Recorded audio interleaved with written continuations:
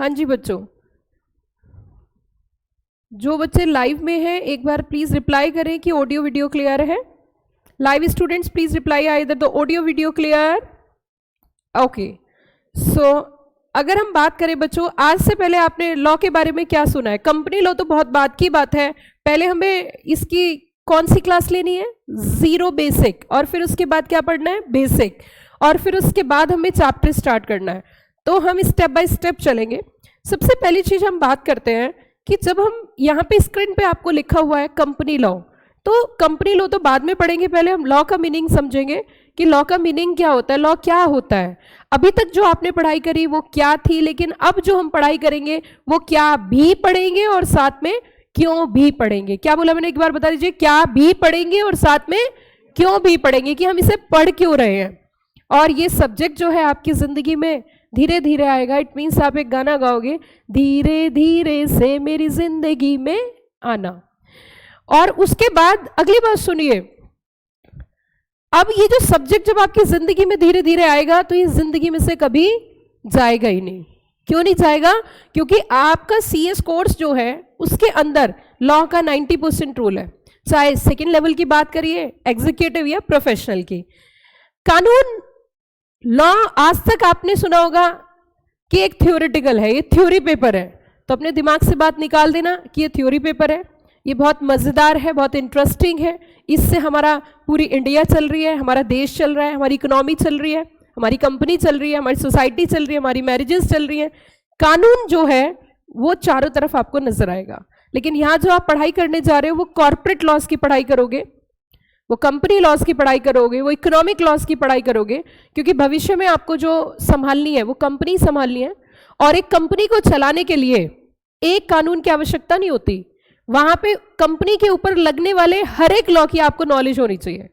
Company को बनाने के लिए और चलाने के लिए कंपनी लॉ, उस कंपनी की अगर फैक्ट्री है तो फैक्ट्री एक्ट, वहां पे लेबर काम करती है तो लेबर लॉज, लेबर लॉज में भी कई सारे लॉज आ जाते हैं, जैसे कि आपको उसे पीएफ डिडक्ट करना पड़ेगा तो प्रोविडेंट फंड एक्ट, आपको उन्हें बोनस देना पड़ेगा तो बोनस एक्ट, महिलाएं काम करेंगी मैटरनिटी एक्ट, समझो मेरी बात, बच्चे काम नहीं करेंगे children act. Are you got the point? अब वो कंपनी जब काम करेगी तो हो सकता है वो एनवायरमेंट को प्रदूषित करे, पॉल्यूटेड करे, प्रदूषण फैलाए, तो जो पॉल्यूशन लॉज होते हैं उनकी भी आपको नॉलेज होनी चाहिए। Air pollution act, water pollution act, environment protection act, तमाम कानून की आपको नॉलेज होनी चाहिए। वो कंपनी जब कोई व्यापार करेगी तो फॉरेन ट्रेडिंग भी कर सकती है, तो पिक्चर में आ जाता है फेमा लॉज, उसकी आपको नॉलेज होनी चाहिए। मैम बस ये बता दो पढ़ा रही हो या डरा रही हो? मैं अभी तो पढ़ा ही रही हूँ, लेकिन भविष्य में आपको ये सब कानून की जानकारी होनी चाहिए। और इंस्टीट्यूट ऑफ कंपनी सेक्रेटरीज ने कोर्स करिकुलम इस तरीके से डिजाइन किया है कि बच्चे को कंपनी को चलाने के लिए जो मल्टीपल लॉज है वो सब पढ़ाए जाते हैं। और एक अहम भूमिका है कानून की। तो जिंदगी में लॉ आए तो रब्बा, तो फिर कभी जाए ना रब्बा। तो इट मीन्स आपकी जिंदगी में कानून आएगा तो जिंदगी से कभी वापस नहीं जाएगा। It means law play a very important role in your career. इसमें से भी लॉ में से कंपनी लॉ में एक्सपर्ट नॉलेज लेनी है, एक्सपर्टाइजेशन करना है, क्योंकि इंडिया के अंदर अगर हम प्रोफेशनली बात करें तो कंपनी सेक्रेटरी को एक्सपर्ट पर्सन बोला जाता है इन कंपनी लॉज। तो यहां पे आपको एक डीप स्टडी करनी है, डेप्थ स्टडी करनी है, एक्सपर्ट स्टडी करनी है। परंतु अगर हम बात करें प्रथम लेवल, फर्स्ट लेवल की, CSEE की, यहां पे आपको हमारी कोशिश होगी बहुत सारी चीजें समझाने की, बहुत सारी चीजें पढ़ाने की, आपका लेवल हाई करने की। लेकिन पूरी आगे की पढ़ाई है वो आपकी नेक्स्ट लेवल पे है। परंतु अभी हम इसी लेवल की बात करेंगे, CSEE की बात करेंगे। तो पहले हम किसी चैप्टर को स्टार्ट करने से पहले थोड़ा सा जीरो बेसिक समझते हैं। तो सबसे पहले हम बात करेंगे what do you mean by law. कानून क्या होता है? कानून होता क्या है? कहां से आया कानून? कानून का मतलब क्या होता है? बता सकता है कोई बच्चा? What do you mean by the law? Law का मीनिंग होता है set of rules and regulations. क्या बोला मैंने? Set of rules and regulations. Rules and regulation का मतलब नियम। समाज को चलाने के लिए, सोसाइटी को चलाने के लिए कुछ नियम की जरूरत होती है, और वो नियम कानून के फॉर्म में होते हैं। आपने अगर पुराने टाइम के सीरियल्स देखे हैं तो उसमें राजा होते थे, राजा, और उनकी प्रजा होती थी। तो अच्छा राजा उसे माना जाता था जिसकी प्रजा खुश रहती थी। यस और नो? अच्छा राजा उसे माना जाता था जिसकी प्रजा खुश रहती थी। और प्रजा खुश कैसे रह सकती है? प्रजा खुश कैसे रह सकती है? प्रजा खुश ऐसे रह सकती है कि लड़ाई दंगे ना हो, उनके राइट प्रोटेक्ट हो, कोई गलत हो तो उसमें जेल में डाला जाए, कारावास में डाला जाए, उसको सजा दी जाए, उसको डर हो, भय हो, ताकि समाज में पीस रहे। पीस कैसे रहता है? जब नियम होता है तो सब नियम की पालन करते हैं और लड़ाई होने के चांसेस कम होते हैं, तो मेंटल पीस रहता है। अगर किसी घर में रोज रोज डिस्प्यूट होता है तो मेंटल पीस नहीं रहेगा, लेकिन अगर उनके घर में डिस्प्यूट नहीं है, शांति है, तो मेंटल पीस रहेगा। मेंटल पीस रहेगा तो हम भविष्य में अच्छा कर सकते हैं। तो इट मीन्स किसी भी देश को चलाने के लिए कानून की आवश्यकता होती है। Set of rules and regulations. तो पुराने समय में कानून कौन बनाते थे? राजा। यस और नो? बहुत सिंपल तरीके से पढ़ेंगे, चीजों को टफ नहीं पढ़ना, चीजों को आसान तरीके से पढ़ना और समझना है कि हो क्या रहा है। तो पुराने समय में जो कानून बनाए जाते थे वो राजा बनाते थे, और इवन राजा के घर में से भी अगर कोई कानून का पालन नहीं करता था, कानून का उल्लंघन करता था, कॉन्ट्रवेंशन करता था, तो ऐसी स्थिति में राजा जब सजा देते थे, तो सुनना ध्यान से, जब राजा सजा देते थे तो वो ये नहीं देखते थे मेरा भाई है, मेरा बहन है, मेरी पत्नी है, ये मेरा परिवार है, सबके लिए एक समान था कानून। Are you got the point? क्या ये बात समझ में आई? अब एट प्रेजेंट स्थिति बदल चुकी है, सिचुएशन चेंज हो चुकी है। यहां पे राजा हम चुनते हैं जो हमारे ऊपर, हमारे लिए काम करेंगे, जो जनता के द्वारा होंगे, जनता के लिए होंगे और जनता द्वारा अपॉइंटेड होंगे। तो अब जो ये राजा का चुनाव है ये जनता के हाथ में है, और ये जनता के हाथ में, इसीलिए हमारे देश को बोला जाता है डेमोक्रेटिक कंट्री। क्या बोला मैंने, जरा बता दो? क्योंकि यहाँ पे जनता का अधिकार है, वो खुद चुन सकती है कि हमारे देश का राजा कौन होगा, हमारे देश को कौन चलाएगा। तो वहां तक पहुंचाने के लिए जनता का ही रोल होता है, इसीलिए हमारी कंट्री को बोला जाता है डेमोक्रेटिक कंट्री। अगर मैं एक राजघराना में पैदा हुई, मेरे पिताजी राजा थे, मेरे दादाजी राजा थे, मेरी नानी जी राजा थी, तो मैं भी महारानी बनूंगी, ऐसा कोई सिस्टम अब हमारे देश में भाई और बहनों नहीं है। हमारे देश के अंदर गरीब घर का बच्चा, चाय वाला, कोई भी व्यक्ति अगर कॉम्पिटेंट है, काबिल है, योग्य है उस जगह के लिए, तो जनता उसे चुन के वहां बिठा सकती है। अगर कोई कॉम्पिटेंट नहीं है, अगर कोई योग्य नहीं है, अगर किसी के पास वो क्वालिफिकेशन नहीं है, वो कॉम्पिटेंसी नहीं है, क्वालिफिकेशन छोड़ दीजिए, कॉम्पिटेंसी नहीं है, वो उस ओहदे के लायक नहीं है, तो जनता उसे उतार के नीचे बिठा सकती है। इट मीन्स जनता के हाथ में है। तो अब मुद्दा ये उठता है कि जब हमारे यहाँ पे नॉमिनेट होगा, अपॉइंट होंगे उस पोजीशन के लिए, तो ये कानून बनाता कौन है? अब एट प्रेजेंट कानून कैसे बनते हैं? तो भाई और बहनों, हमारे देश के अंदर जो है वो कानून बनाने की पावर डेलीगेट कर रखी है। सेंट्रल में भी है और स्टेट में भी है। क्या बोला मैंने, जरा बताओ जल्दी? सेंट्रल में भी है और स्टेट में भी है। इट मीन्स कुछ कानून ऐसे जो सेंट्रल में है, जो ऑल ओवर इंडिया एप्लीकेबल है। कुछ कानून बच्चों ऐसे होते हैं जो स्टेट लॉज के होते हैं, जिन्हें स्टेट लॉज या लोकल लॉज बोलते हैं, और वो स्टेट टू स्टेट वेरी करते हैं। क्या बोला मैंने? स्टेट टू स्टेट वेरी करते हैं। Are you got the point? It means as a company secretary हमें यहाँ पे सेंट्रल लॉज पढ़ने हैं, ऐसे लॉज पढ़ने जो ऑल ओवर इंडिया एप्लीकेबल है। परंतु अगर इन future if you appointing a company secretary in a particular state, so that is a mandatory duty on the part of the CS कि उसको उसके लोकल लॉज की भी नॉलेज होनी चाहिए। क्लियर या ऑल क्लियर? अब हमने कहा जी कानून का मतलब है set of rules and regulations. चलिए जी थोड़ा सा आगे बढ़ते हैं। ये कानून बनाए क्यों जाते हैं, इनका ऑब्जेक्टिव क्या है? देखिए मैं आपको एक छोटी सी बात बताती हूँ। क्या होता था कि अगर कोई व्यक्ति बीमार है तो वो डॉक्टर के पास जाता है अपना इलाज कराने, दवा लेने। डॉक्टर दो तरीके के होते हैं, एक होते हैं जिनके पास क्वालिफिकेशन नहीं है लेकिन वो डॉक्टरी का इलाज कर रहे हैं, तो वो कैसे करते हैं? वो आपको कई सारी टैबलेट देंगे, हालांकि उनका भी हमारे देश के अंदर एक बड़ा योगदान है। जिनके पास क्वालिफिकेशन नहीं है, छोटे स्तर पे काम कर रहे हैं, उनका भी एक बड़ा योगदान है, क्योंकि आप छोटे छोटे गांव में जाकर देखोगे तो उसी टाइप के आपको डॉक्टर बहुत मिल जाएंगे जो सीख कर आए हैं, उनके पास डिग्री नहीं है लेकिन उन्हें थोड़ी बहुत बेसिक नॉलेज है और वो उसके बेसिस पर ठीक कर देते हैं, इंजेक्ट कर देते हैं, इंजेक्शन लगा देते हैं। तो कुल मिला के बात यह है कि आपको दो, मैं ऐसा नहीं है कि मैं यहाँ पे उनकी तौहीन कर रही हूँ, ऐसा कुछ भी नहीं है मेरा ऑब्जेक्टिव, मैं तो बस एक समझाने की कोशिश कर रही हूँ। तो एक होते हैं जिनके पास डिग्री है, एक ऐसे डॉक्टर्स है जिनके पास डिग्री नहीं है।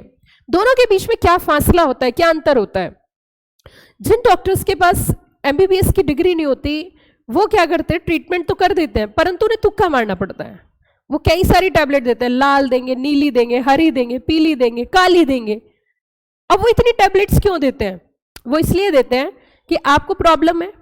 अब ये प्रॉब्लम किस वजह से वो उन्हें नहीं पता, तो वो कई सारी टैबलेट देते थे, कोई ना कोई तो फिट हो ही जाएगी। Clear, you all clear? लेकिन आप एमबीबीएस डॉक्टर के पास जाना, जितने बड़े डॉक्टर के पास आप जाओगे उतनी कम दवाई देते हैं। मे भी हो सकते हैं कि टैबलेट दे और उसी से ठीक हो जाए। तो ऐसा क्या अंतर है उन डॉक्टर्स में जो बड़े लेवल पे काम कर रहे हैं, जो एमबीबीएस है, जिनके पास क्वालिफिकेशन है? उनको ये भी पता है कि इस व्यक्ति को क्या हुआ है और उनको ये भी पता है इस व्यक्ति को क्यों हुआ है। फिर से सुनिए, ये भी पता है इसको क्या हुआ है और उसको ये भी पता है इसको क्यों हुआ है। तो यहां पे जो आप हो, आप एक प्रोफेशनल कोर्स कर रहे हो, तो आपको ये भी पता होना चाहिए कि ये कानून क्यों है और क्या है। तो क्या के साथ साथ हमें क्यों भी पढ़ना है कि कानून क्या है, that is to be mention in the book, and why this, ये हमें समझाना है। तो एक तो प्रोविजन पढ़ेंगे और प्रोविजन के साथ पढ़ेंगे कि प्रोविजन क्यों है। Clear, you all clear? क्या ये बात समझ में आ गई? चलिए जी, अब बहुत बढ़िया, आगे बढ़ते हुए हमने कहा कानून क्यों बनाए जाते हैं। आंसर मिला टू रेगुलेट सोसाइटी। क्या बोलो जरा बताना? टू रेगुलेट सोसाइटी, समाज को चलाने के लिए, सोसाइटी को चलाने के लिए। और क्यों बनाए जाते हैं? To maintain discipline in society. समाज में अगर डिसिप्लिन होगा तभी तो पीस रहेगा, अगर डिसिप्लिन नहीं होगा तो पीस नहीं रहेगा। Clear, you all clear? आगे, फॉर जस्टिस। क्या बोला मैंने? For justice. जस्टिस का मतलब होता है न्याय के लिए। आपने सुना होगा जब किसी का कोई नहीं होता तो उसका कौन होता है? कानून। सुना है आपने? जब किसी का कोई नहीं होता तो कौन होता है? कानून। हारेगा सहारा, बाबा श्याम हमारा। इट मीन्स आपने देखा होगा दो भगवान होते हैं, एक ऊपर वाले भगवान है और एक नीचे वाले भगवान है। ऊपर वाले भगवान कौन है? आप सब जानते हो, सबके अपने अपने भगवान है। सभी भगवान एक है वैसे, लेकिन अलग अलग रूप में मानते हैं। हारे का सहारा, बाबा श्याम हमारा, बोलो सच्चे दरबार की जय। इट मीन्स सबके अलग अलग भगवान है। Are you good the point? लेकिन सब भगवान एक ही है, परंतु एक नीचे वाले भगवान होते हैं, जमीन पर भी भगवान है जिनको आप देख सकते हो और आपने बस ध्यान नहीं दिया, लेकिन आप उन्हें जानते हो और आपने सुना भी है और आपने देखा भी है। मैम अगर हमें इतना ही पता होता तो हम यहाँ क्यों आते? भरी दोपहर में यहाँ चल के आते हैं पढ़ने, इसी चीज के तो पैसे हैं, नहीं तो हम भी आपके जैसे हैं। तो सुनिए ध्यान से, आपने कभी कोर्ट की प्रोसीडिंग्स देखी? कभी कोर्ट गए हो? मैम अभी 17 साल के, क्या चाहते हो आप जुवेनाइल एक्ट में चले जाएं? तो सुनिए जरा ध्यान दीजिए, कोर्ट में जब आपने टीवी में जरूर देखा होगा, मूवीज में देखा होगा, तो वहां पे ऐसे बोला जाता है my Lord, point to be noted my Lord. सुना आपने ऐसे? Point to be noted my Lord, सुना है? तो इसका मतलब क्या हुआ? Point to be noted my Lord, क्या मतलब हुआ इसका? Point to be noted my Lord, इस व्यक्ति को इसके गुनाहों के बेसिस पर और सबूतों के बेसिस पर सजा सुनाई जाती है, और सजा है मृत्युदंड, जुडिशियल किलिंग। कोर्ट समाप्त। ये क्या हुआ भाई? ये क्या हुआ? बताओ ना, ये क्या हुआ? जुडिशियल किलिंग, मृत्युदंड दिया गया व्यक्ति को, सबूतों के आधार पर, गुनाह के आधार पर मृत्युदंड मिला है। किसने दिया? कोर्ट ने। जीते जागते इंसान है, कुर्सी पे बैठे, जज ने डिसीजन दिया, अब उसको फांसी लगाई जाएगी? यस और नो? फांसी लगाई जाएगी। अब सुनिए मेरी बात, मैं आपसे एक प्रश्न करना चाहती हूं और आप मुझे उसका आंसर देना। सिंपल सा, किसी भी व्यक्ति को जेल क्यों भेजा जाता है या सजा क्यों दी जाती है? अच्छा पहले लॉजिक बताओ, जेल क्यों भेजा जाता है? पहला लॉजिक, जेल क्यों भेजा जाता है? क्यों नहीं? देखो, क्राइम किया इसलिए उसे जेल भेजा, लेकिन क्यों भेजा? हाँ, किससे दूर रहे? क्राइम से दूर रहे। और कोई बच्चा? सब अपने दिमाग की बत्ती जलाओ, मिंटोस खाओ, बताइए जेल क्यों भेजा जाता है? लाइव वाले बच्चे कृपया करके आप भी इन्वॉल्व हुई, आप भी बताइए। हाँ जी, लाइव में जो बच्चे जुड़े हुए हैं रिप्लाई करें। क्योंकि क्यों भेजा जाता है जेल में? और कोई बच्चा या बच्ची, और कोई पीछे बच्चा या बच्ची कुछ कहना चाहता है? मैं बताती हूँ आपको, और आप मेरी बात से अगर सहमत ना हो ना तो बात है। अब सुनना जरा ध्यान से। आपने कभी अगर बड़े गौर से फरमाया, ये मैंने किसी किताब में नहीं पढ़ा है, ये मैंने अपने अनुभव के बेसिस पे इसका मीनिंग निकाला है। आप कभी घर में पालतू जानवर को देखना, पालतू जानवर गाय, भैंस, हॉर्स, हिंदी में समझते हो गाय भैंस को? Cow and buffalo and the horse and a cat and a dog. कभी भी किसी पालतू जानवर को देखना, ज्यादातर उनको बांध के रखा जाता है, बहुत कम खुला छोड़ते हैं, ज्यादातर बांध के रखते हैं। और उनको जब आप खाना दोगे वो जब खाना खाते हैं, आप जब पानी दोगे तभी वो पानी पीते हैं, मतलब वो खुद से नहीं बोल सकते, उसी के हिसाब से आप उन्हें मेंटेन करते हो। क्लियर? ही ऑल क्लियर? आपने देखा होगा उनको बांध के क्यों रखा जाता है? जानवरों को बांध के क्यों रखा जाता है? अच्छा, और बहुत अच्छी लगती हो आप बोलती हुई, बिल्कुल ऐसी जैसे कि इंदिरा गांधी बोलती थी, बहुत अच्छी लगती हो। हाँ बताइए, क्यों बांध के रखा जाता है? बहुत सिंपल चीजें मैं आपसे पूछ रही हूं, क्यों बांध के रखा जाता है?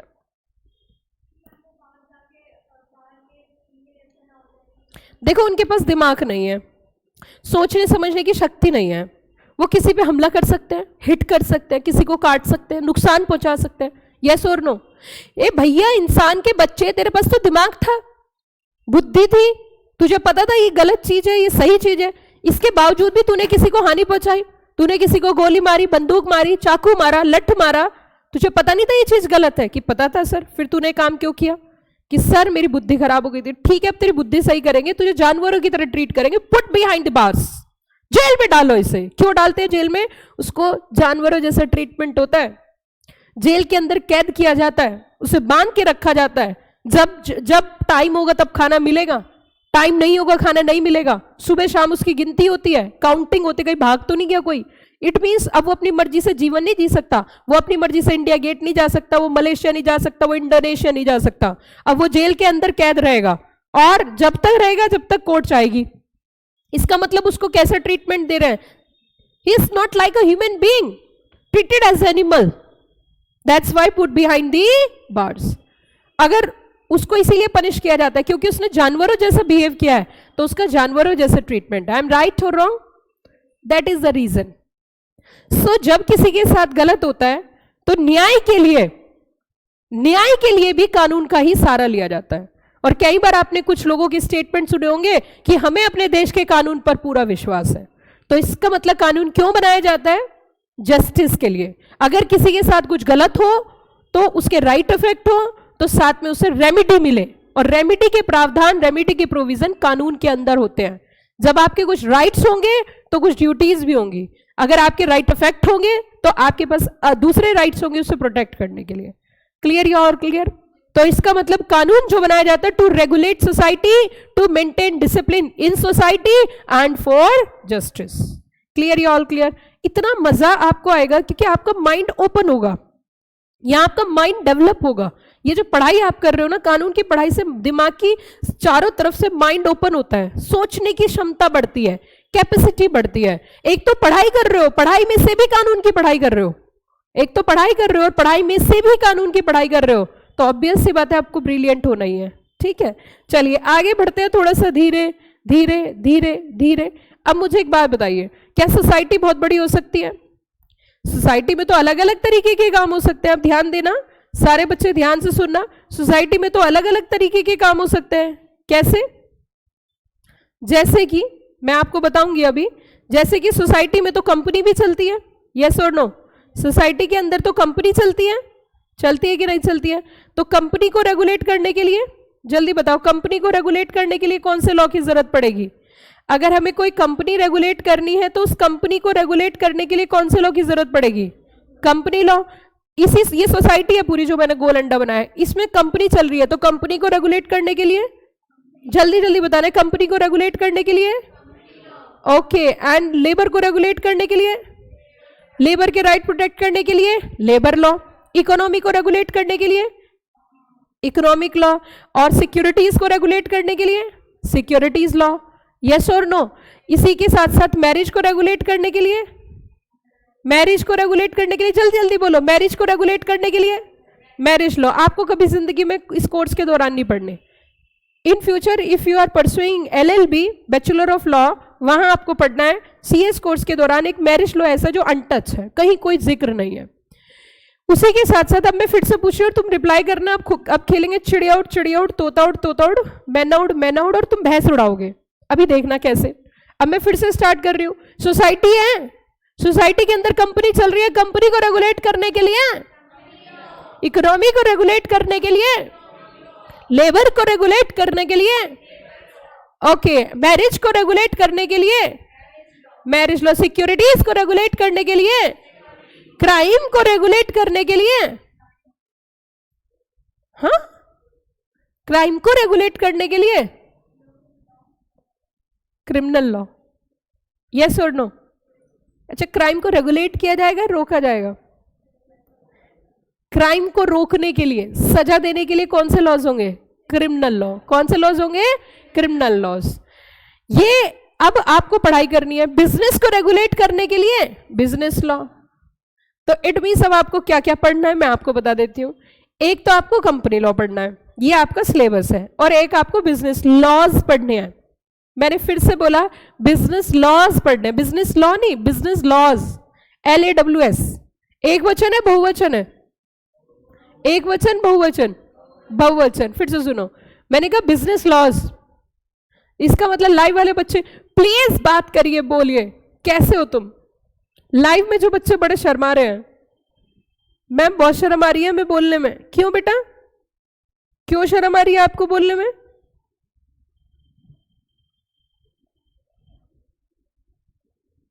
Live students please reply. चलिए जी, इट मीन्स हमारा जो सब्जेक्ट होगा वो क्या क्या होगा? एक तो बिजनेस लॉ और दूसरा दूसरा कंपनी लॉ। बिजनेस में लॉज है, एक नहीं है, एक से, फिर से बताइए, एक से बिजनेस लॉज है। अब बिजनेस लॉज में क्या क्या पढ़ना है?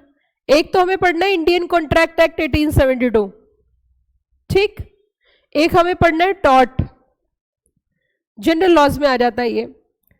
उसी के साथ साथ एक हमें पढ़ना है आपका constitution of India. Business law नहीं कहते, कॉन्स्टिट्यूशन ऑफ इंडिया तो आपको पता ही है कि constitution of India is the mother of all laws. एक आपको पढ़ना है element of company secretaries legislation, CS act की तरह, CS के बारे में नॉलेज है। और कंपनी लॉ में हम सारे सेक्शंस नहीं पढ़ेंगे, कुछ सेक्शंस हमें यहाँ पे पढ़ने हैं। तो देखते हैं, स्टेप बाय स्टेप चलते हैं।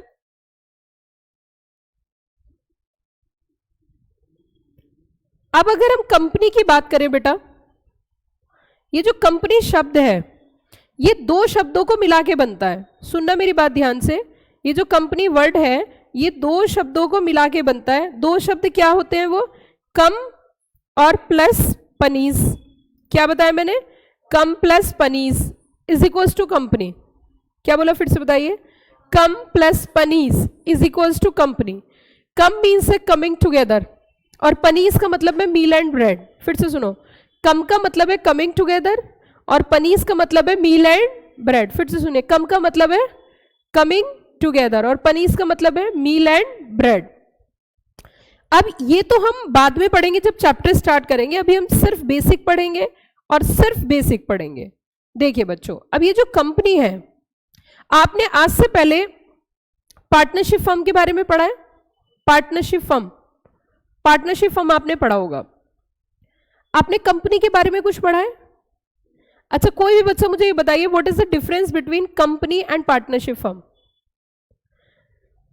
Yes, reply live students. Company plus partnership firm के बीच में अंतर, कंपनी एंड पार्टनरशिप फर्म के बीच में क्या डिफरेंस है? हाँ,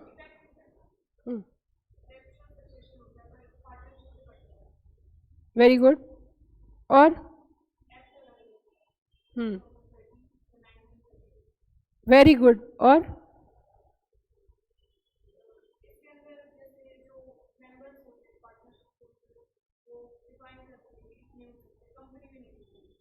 वेरी गुड। 12th क्लास में पढ़ा था आपने? बहुत अच्छे। कोई बच्चा ऐसा जो 10वीं फेल सीधा CS करे? कोई भी नहीं ऐसा, सब पास करके आए हैं। चलिए बहुत अच्छी बात है।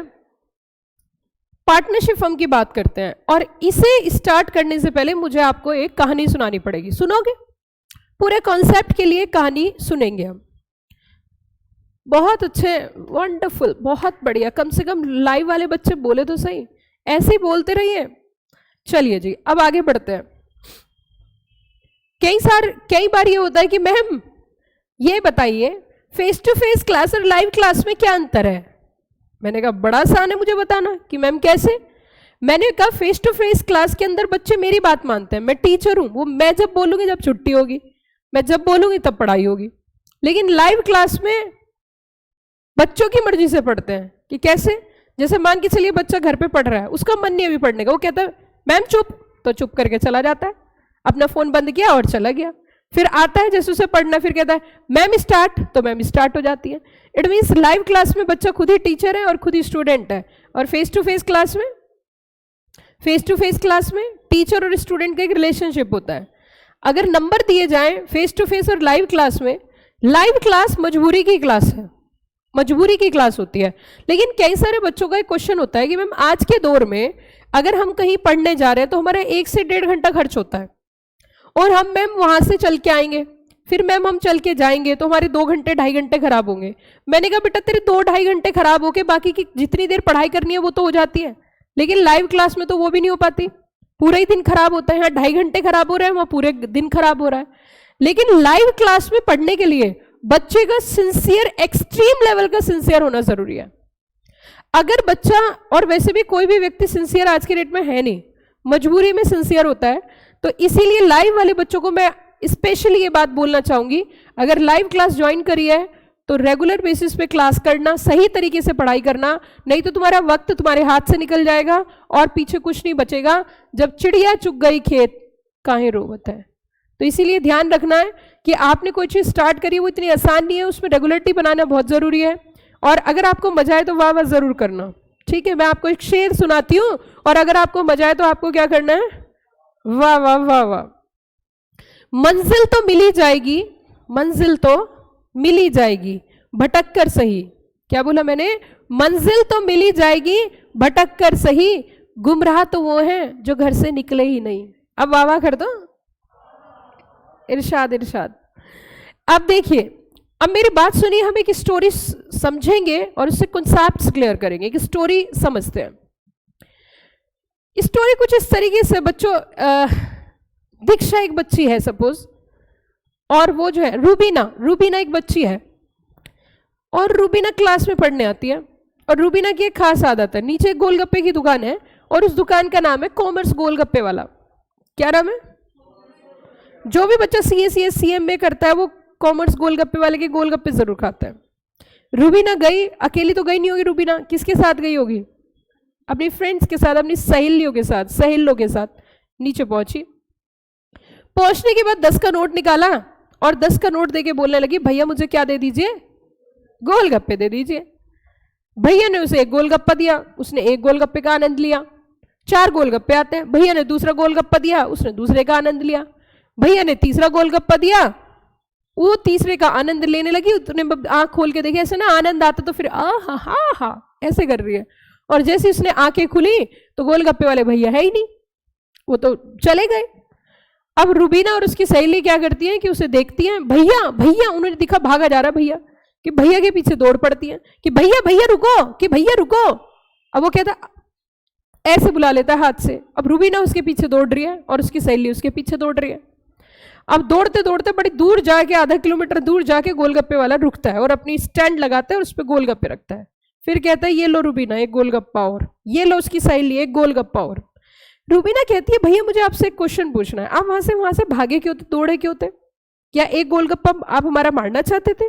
उसने कहा नहीं ऐसी कोई बात नहीं है, एक्चुअली MCD वाले आ गए थे और वो चलान कर देते, मेरे से पैसे ले लेते, इसलिए मैं वहां से दौड़ पड़ा। रूबीना कहने लगी बस इतनी सी बात भैया?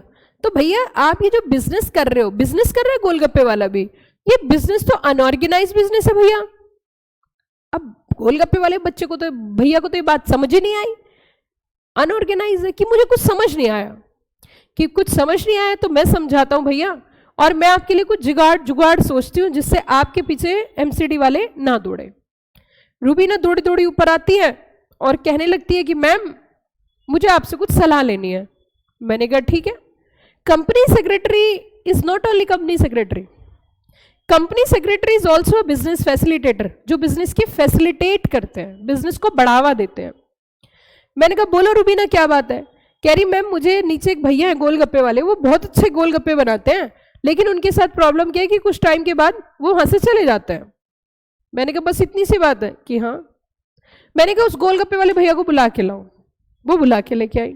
हमने उससे पूछा क्या आपकी शादी हो गई है। कहता है जी मैम हमारी शादी कौन करेगा, जी मैम गरीब आदमी है। मैंने कहा कोई दिक्कत नहीं। मैंने कहा क्या आपका कोई दोस्त है। कह रहा मैम दोस्त है, उसे भी बुला के लाओ। अब दोस्त भी बैठा है और कॉमर्स गोलगप्पे वाला भी बैठा है। दोस्त से कहा तुझे कुछ आता है कि नहीं आता है, तेरे पास पैसे हैं कि हैं, पैसे हैं मेरे पास, लेकिन मुझे काम नहीं आता है। मैंने कहा ठीक है। अब गोलगप्पे वाले के दोस्त से पूछा तेरा खर्चा क्या है, कि जी मेरा बस कम खर्चा है, मैं लेता हूं सुल्फा, गांजा, विस्की, वाइन, हीरोइन, कोकीन। मैंने कहा हीरोइन, अब तुम समझ रहे हो वो कैटरीना कैफ वाली हीरोइन लेता है। हीरोइन एक नशीला पदार्थ है, वो नशीले पदार्थ का सेवन करता है। हमने कहा तू टेंशन ना ले, तेरा पैसों का इंतजाम डेली बेसिस होता रहेगा, लेकिन फिलहाल तुझे लमसम पैसा देना पड़ेगा और उसके बाद तुझे कोई हेडेक नहीं लेना। कहता मैम इससे बढ़िया तो कोई बात ही नहीं है। मैंने कहा बस टेंशन फ्री हो जा। हमने कॉमर्स गोलगप्पे वाले से पूछा तुझे काम आता है, कि मैम मुझे तो बहुत अच्छे गोलगप्पे बनाने आते हैं, मैं तो चटनी बना के लाता हूँ XYZ, मैम मोमोज से ज्यादा बिकते हैं मेरे गोलगप्पे, खाते एकदम फैन हो जाते हैं बच्चे। मैंने ठीक है। अब हमने उन दोनों को बिठाया और उनकी सारी बात वहीं तय करी, फ्यूचर में क्या प्रॉफिट होगा, क्या लॉस होगा, बिजनेस कहां पे होगा, कैसे होगा, और उन्हें एक दुकान दिलवा दी। फ्यूचर में प्रॉफिट लॉसेस किस रेशो में डिवाइड होंगे ये भी तय कर लिया और साइन करवा लिए। बताइए हमने क्या किया, पार्टनरशिप। और क्या साइन करवाई है, पार्टनरशिप डीड। क्या साइन करवाई है, बहुत अच्छे। अब बिजनेस चल पड़ा, दुकान चल पड़ी। अब नॉर्थ दिल्ली के बच्चे भी कॉमर्स गोलगप्पे वाले के पास लक्ष्मी नगर गोलगप्पे खाने आने लगे, स्पेशली 100 रुपए लगा के। अब यहां पे कॉमर्स गोलगप्पे वाला दौड़ा दौड़ा फिर मेरे पास आया, कह रहा मैम। मैंने कहा हाँ। कह रहा मैम पता है क्या। मैंने कहा क्या, कि मैम नॉर्थ कैंपस से बच्चे मेरे पास आते हैं। मैंने कहा क्या करने। कह रहे मैम गोलगप्पे खाने के लिए। मैंने कहा अच्छा तो ठीक है वही ब्रांच डाल लेते हैं नॉर्थ कैंपस में। कह रहे मैम ब्रांच तो डाल लूं पर मेरा पार्टनर रेडी नहीं है, he is interested to expand the business, he is interested to expand the business, and in case of expansion require huge fund, and you know very well there is a limitation of partnership, that is unlimited liability. Unlimited, what do you mean by the unlimited liability, कि अगर profit हुआ तो मुझसे बड़ा राजा कोई नहीं, और loss हुआ तो मेरे घर का सामान भी चला जाएगा। अब वो भैया दोस्त ने इनकार कर दिया, ना जी ना, I am not interested to expand the business, I am not interested to expand the. Now in that situation, commerce golgappe वाले को क्या करना चाहिए, he is interested to expand the business but his friend is not interested to expand the business. What is the option available here? मैंने कहा कोई दिक्कत नहीं, 5,000 रुपए जमा करवाओ, अभी आपको एडवाइस देते हैं। ये प्रॉब्लम थी 2013 से पहले की, but after 2013 a new act comes into the picture, that is the Companies Act 2013. In a Singapore, in a Pakistan, in a US, in a UK, in a Russia, even almost most of the countries having a concept of one-person company, OPC. Now, what do you mean by the one-person company? If a single person is interested to start the business, then that may be possible. एक व्यक्ति अगर company बनाना चाहता है तो वो बना सकता है। इससे पहले ऐसा नहीं था, कम से कम 2 लोगों की जरूरत पड़ती थी। हमने कहा कॉमर्स गोलगप्पे वाले तो टेंशन ना ले, तू जी ले अपनी जिंदगी। अब हमने कहा ठीक है कोई दिक्कत नहीं, हटा दे उसे भी। Now in that situation you know very well, north campus में एक्सपेंशन करने के बाद ब्रांच चले ना चले, क्योंकि बिजनेस में तो यही होता है ना, क्या होता है, मजा ना तो वाह करना, मजा आए तो वाह करना, चले तो चांद तक और ना चले तो शाम तक। यस और नो, चले तो चांद तक और ना चले तो शाम तक। अब मुद्दा ये उठता है कि बिल्कुल इट मीन्स रिस्क है। क्या है जरा बताओ, कॉमर्स गोलगप्पे वाला कह रहा है मैम मैं तो मर जाऊंगा अगर मुझे नुकसान हो गया। मैंने कहा तू नहीं मरेगा, तू जिंदा रहेगा, हमारे पास जुगाड़ है इसी चीज के, पैसे नहीं तो हम भी तेरे जैसे हैं। हमने कहा हम आपकी ओपीसी इनकॉर्पोरेट करेंगे। इन द फर्स्ट स्टेज जब नीचे सड़क पे गोलगप्पे लगाता था तो उसके बिजनेस का फॉर्म क्या था? बोलो बोलो क्या फॉर्म था? That is the sole proprietorship. क्या था बच्चों? Sole proprietorship. सेकेंड स्टेज पे बिजनेस का फॉर्म क्या था? थर्ड स्टेज पे बिजनेस का फॉर्म क्या है? 1% कंपनी। क्या बोला मैंने? 1% कंपनी। फिर से बोल दो एक बार, 1% कंपनी। अब यहां पे कमाल की बात सुनिए, पहली स्टेज पे बिजनेस किस चीज का था? जोर से बोलना, पहली स्टेज पे बिजनेस किस चीज का था? दूसरी स्टेज पे बिजनेस किस चीज का है? दूसरी स्टेज पे बिजनेस किस चीज का है? तीसरी स्टेज पे बिजनेस किस चीज का है? यस और नो? अब उसकी इतनी वाहवाही हुई कि अब ईस्ट दिल्ली, गाजियाबाद, आपका मुरादाबाद, आपका मेरठ, आपका मोदीनगर, आपका मुजफ्फरनगर, आपका रुड़की, आपका हरिद्वार, आपका ऋषिकेश, आपका राजस्थान, आपका हरियाणा, हिसार, पंजाब, सब जगह फेमस हो गया हो, तो सब जगह फेमस हो रहा है। अब ऐसी स्थिति में क्या बिजनेस को और एक्सपेंड कर देना चाहिए? यस और नो? क्या किया जाए? मार दिया जाए या छोड़ दिया जाए? बोल रहे बोल बिजनेस तेरा, क्या किया जाए, क्या करना चाहिए बताइए? अब बिजनेस को एक्सपेंशन का वक्त आ चुका है। इन दैट सिचुएशन एक काम करते हैं, पहले डेलीगेटर करते हैं। ये पहले हरिद्वार चले जाए, पहले डेलीगेटर करें या सीधा हरिद्वार? दिल्ली। दिल्ली के चारों कोनों में सेंटर डाल दिया। चारों, मतलब हम तो ये कोचिंग वाले ना, तो हमें तो सेंटर ही याद रहता है, मतलब कोचिंग वालों को तो बस सेंटर की बात याद रहती है रात दिन। मतलब उसने अपना गोलगप्पे का शॉप ओपन कर लिया, न्यू स्टोर ओपन कर लिया, ठीक है। अब दिल्ली के चारों कोनों में हो गया गोलगप्पे वाला। ओपीसी के फॉर्मेट में जब बिजनेस कर रहा था तो वो अकेला था, लेकिन अब जब चारों दिशाओं में, दिल्ली के चारों कोनों में वो अपना स्टॉल ओपन करेगा तो पैसों की जरूरत पड़ेगी, और इतना सारा पैसा बैंक अकेले व्यक्ति को नहीं देगा। तो बताइए क्या किया जाए? सोच के बताओ, लाइव वाले बच्चे दिमाग की बत्ती जलाओ। यस लाइव स्टूडेंट्स प्लीज बताइए क्या किया जाए? हाँ जी बच्चों जल्दी बताओ क्या किया जाए ऐसी स्थिति में, क्या करना चाहिए? बोलो बोलो क्या करना चाहिए? इन that situation OPC is convert into a private company.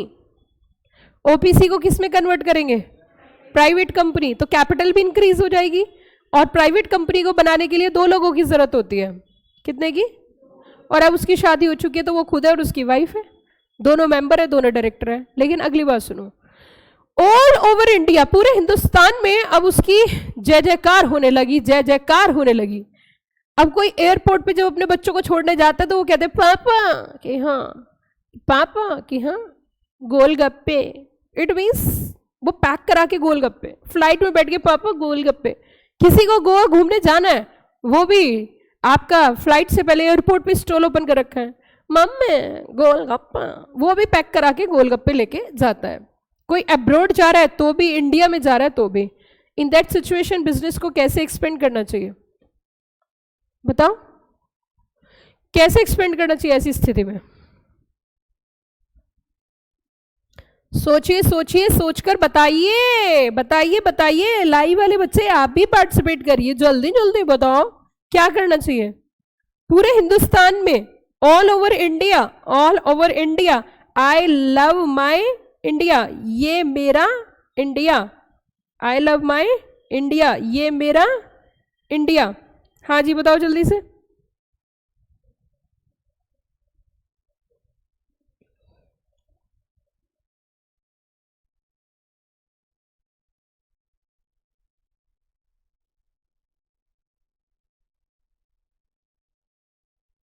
Hello, हाँ बताइए बेटा क्या करें, जल्दी बताओ। इन दैट सिचुएशन अब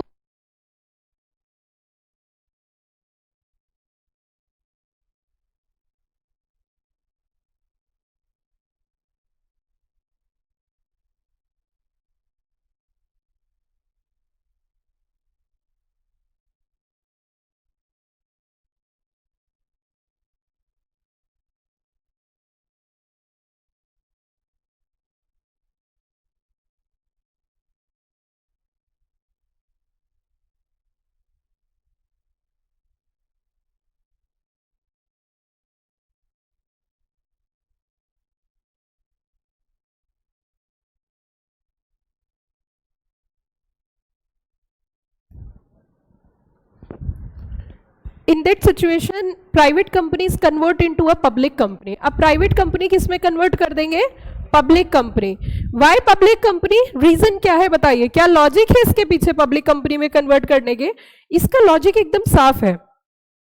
लॉजिक ये है कि प्राइवेट कंपनी को जो फंड है वो लिमिटेड मिलता है बैंक, फाइनेंशियल इंस्टीट्यूशन से, वहां मेंबर्स लिमिटेड होते हैं। बट पब्लिक कंपनी के केस में पब्लिक एट लार्ज इन्वॉल्व हो सकती है, क्योंकि पब्लिक कंपनी के पास राइट होता है वो शेयर्स इशू कर सकती है। क्या इशू कर सकती है? शेयर इशू कर सकती है। लेकिन private company public at large को शेयर इशू। अब ऐसी स्थिति में जब हमें all over India branches open करनी है तो ऐसी स्थिति में हमें फंड्स की जरूरत होगी और फंड्स हमें पब्लिक से भी फंड रेज करना पड़ेगा। तो यहां पे private companies convert into a public company. So एक बार फर्स्ट स्टेज से रिपीट करते हैं।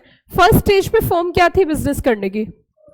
सेकेंड स्टेज पे, थर्ड स्टेज पे 1% कंपनी, फोर्थ स्टेज पे प्राइवेट, फिफ्थ स्टेज पे public company. And her stage पे व्यापार वही है, बिजनेस वही है, business will remain same, only change form. Business गोल गप्पे का ही है। तो जिस हिसाब से हमारा वर्किंग लेवल होता है, हमारा वर्किंग टर्नओवर होता है, हमारा स्केल होता है, उसी के अकॉर्डिंग हम अपनी फॉर्म भी चेंज करते रहते हैं। क्लियर? You all clear? चलिए जी, अब हम कंपनी की बात करेंगे। यहां हमें यह समझ में आ गया कि फॉर्म ऑफ बिजनेस कितने तरीके से चेंज करते हैं और कैसे करते हैं। क्लियर हो गया सब बच्चों को स्टोरी से? अब हम यहाँ पे बात करेंगे, ये कंपनी है, बिल्कुल ध्यान से सुनना, कंपनी है और कंपनी को पैसे की जरूरत है। कंपनी को किसकी जरूरत है बच्चों, बताना जरा? पैसे की जरूरत है, क्योंकि बिना पैसे की कंपनी नहीं चल सकती है। अगर आपको कंपनी चलानी है तो उसके लिए आपको पैसे की जरूरत पड़ेगी। कि हाँ जी, बिल्कुल जरूरत पड़ेगी। अब जब पैसे की जरूरत पड़ेगी तो पैसे कहां से लेकर आओगे? पैसे कहां से लेकर आओगे? कि पैसे जो है हम लोगों से इकट्ठे करेंगे। कि जब आप लोगों से पैसे इकट्ठे करोगे तो इसमें दिक्कत क्या है? इसमें दिक्कत क्या है कि जब लोगों से हम पैसे इकट्ठे करेंगे तो वहां पे वो जो लोग पैसे देंगे वो कंपनी के बिजनेस में इंटरफेयर नहीं करेंगे। क्या बताया मैंने, जरा बताना? कंपनी के बिजनेस में इंटरफेयर नहीं करेंगे। और अगर वो कंपनी के बिजनेस में इंटरफेयर नहीं करेंगे तो बिजनेस कैसे चलेगा? फिर तो उनके पैसे का मिसयूज हो सकता है। तो आप बिल्कुल ध्यान दीजिए यहाँ पे। इट मीन्स यहाँ पे जो पैसा आएगा वो पैसा कौन लेकर आएंगे? जल्दी बताओ। Share holders. क्या बताया मैंने यहाँ पे? Share holders. ये जो पैसा लाएंगे कौन लेकर आएंगे? Share holders. और हम कह सकते हैं फंड दो तरीके से रेज होता है। फंड कितने तरीके से रेज होता है? दो तरीके से। पहला क्या होता है, जल्दी जल्दी बताओ? Honours fund. और दूसरा क्या होता है? Borrowed fund. एक होता है ऑनर्स फंड और दूसरा क्या होता है? Borrowed fund. ऑनर्स फंड और बोरोड फंड के बीच में डिफरेंस क्या होता है? What is the little bit difference between the honours fund and the borrowed fund? आप पढ़ के आए होंगे। ऑनर्स फंड और बोरोड फंड के बीच में क्या अंतर है?